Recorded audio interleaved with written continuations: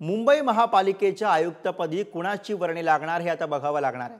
भूषण गगराणी, अनिल डिग्गीकर यांच्यासह संजय मुखर्जींचं नाव सध्या चर्चेत येत आहे। तिन्ही नावं ही राज्य सरकारनं केंद्रीय निवडणूक आयोगाला पाठवलेली आहेत। गगराणी हे मुख्यमंत्र्यांचे अतिरिक्त आयुक्त आहेत, अनिल डिग्गीकर हे बेस्टचे महाव्यवस्थापक आहेत, तर डॉक्टर संजय मुखर्जी हे MMRDAचे महानगर आयुक्त आहेत। त्यामुळे आता या तीन नावांपैकी कोणाची नियुक्ती होणार हे बघावं लागेल।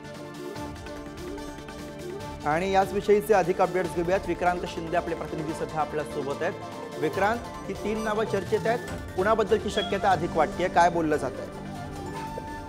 गुरुप्रसाद, खरं तर मागच्या म्हणजे ज्यावेळी इक्बाल सिंग चहल यांना आयुक्त पदावरून हटवण्याचे आदेश जे आहेत ते केंद्रीय निवडणूक आयोगाने दिले, तेव्हापासूनच एक नाव चर्चेत होतं आणि ते म्हणजे भूषण गगराणी यांचं नाव।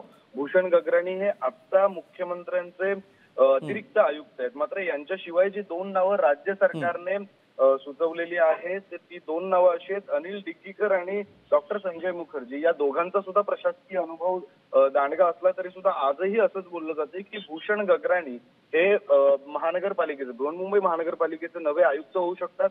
भूषण गगराणी हे खरं तर देवेंद्र फडणवीस यांचं सरकार होतं तेव्हा CMO म्हणजे मुख्यमंत्र्यांच्या कार्यालयात कार्यरत होते। त्यानंतर ते पुन्हा महाविकास आघाडीचं सरकार आल्यानंतर मुख्यमंत्र्यांच्या कार्यालयातून त्यांना हटवण्यात आलं होतं आणि मुख्यमंत्री एकनाथ शिंदे हे ज्यावेळी मुख्यमंत्री झाले त्यावेळी मग त्यांनी पुन्हा एकदा भूषण गगराणी यांना मुख्यमंत्री कार्यालयात म्हणजे CMO मध्ये बोलवलं होतं।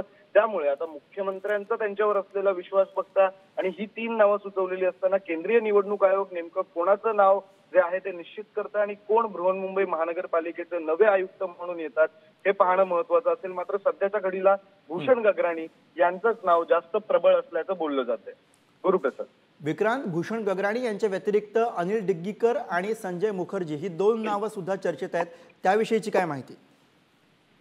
खरं तर अनिल डिग्गीकर जे आहेत ते सध्या बेस्टचे म्हणजे बॉम्बे इलेक्ट्रिक सप्लाय अँड ट्रान्सपोर्टचे महाव्यवस्थापक आहेत, तर डॉक्टर संजय मुखर्जी हे MMRDAचे महानगर आयुक्त आहेत। या दोघांच्या खरं तर हे दोघं जे आहेत यांच्याविषयी सांगायचं झालं तर अनिल डिग्गीकर हे भूषण गगराणी यांच्या सोबतचेच म्हणजे 1990च्या बॅचचेच IAS अधिकारी आहेत, तर संजय मुखर्जी हे 1996च्या बॅचचे IAS अधिकारी आहेत। जर त्या दोघांचा अनुभव बघायचा झाला तर अनिल डिग्गीकर हे त्या मानाने वरिष्ठ आहेत, मात्र भूषण गगराणी आणि अनिल डिग्गीकर हे दोघेही एकाच बॅचचे IAS अधिकारी असल्यामुळे दोघांचा अनुभव जो आहे तो सारखाच आहे।